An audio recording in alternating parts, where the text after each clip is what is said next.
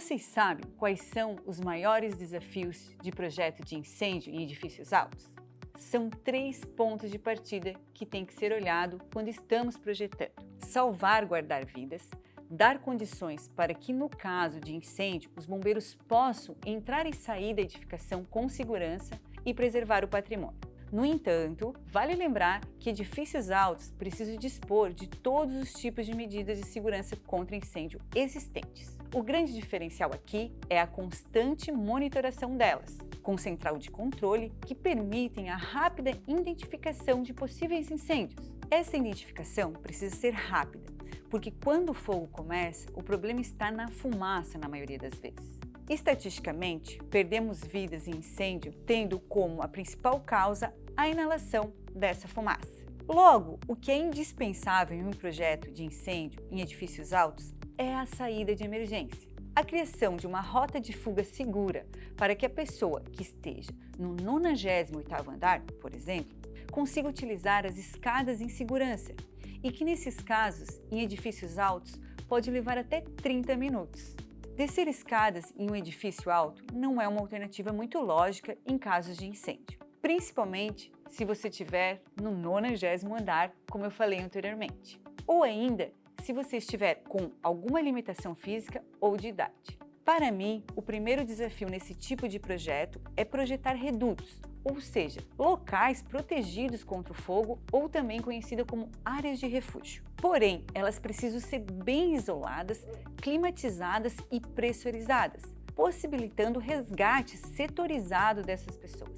O desafio aqui é que esses redutos sejam bem localizados e de fácil alcance do resgate e o dimensionamento certo da capacidade de pessoas em relação à quantidade de pessoas que moram nessa edificação. O segundo desafio em prédios altos é o desempenho da estrutura, ou seja, em linguagem bem simples, quanto tempo esse prédio vai ficar em pé em casos quando o fogo se alastra. Para prédios normais, quero dizer não tão altos, o desempenho da estrutura depende de 2 fatores: o desempenho da construção e a estratégia de evacuação, que para esse tipo de edificação geralmente acaba sendo tratados separadamente.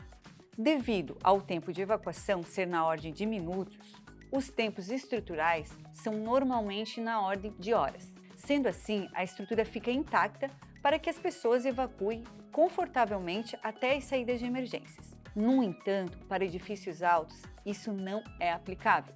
As alturas muito elevadas de andares, combinadas com o número de rotas verticais, resultam na aproximação desses 2 fatores. O tempo de evacuação é estendido a uma ordem comparável com o tempo de aquecimento dos elementos estruturais.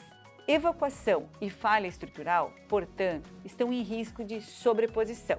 Cada elemento da estratégia de evacuação irá se tornar nulo e sem efeito se a estrutura não se sustentar. O desafio aqui é que esses 2 fatores, desempenho da construção e estratégia da evacuação, não podem ser considerados separados, pois há uma demora maior para desocupar esses prédios e, por isso, a estrutura precisa ser bem projetada a atender esse novo tempo.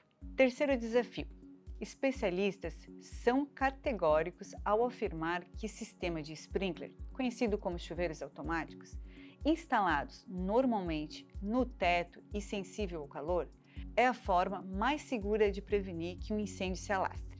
Ou seja, os sprinklers são sistemas que são projetados para combater o foco, fazendo assim que o fogo não se propague. Aqui em Santa Catarina, o Corpo de Bombeiro obriga o uso de sprinklers em edificações residenciais acima de 150 metros ou 50 pavimentos. O desafio de projetar um sistema de sprinkler de forma a atender edifícios altos é que ele precisa estar projetado de uma maneira que esteja controlado por todo o sistema de detecção, que checa todos os componentes continuamente. Um desses componentes é a bomba de recalque, responsável pelo bombeamento de água para todos os pavimentos em caso de emergência, alimentada pela reserva técnica de incêndio e a reserva dos sprinklers.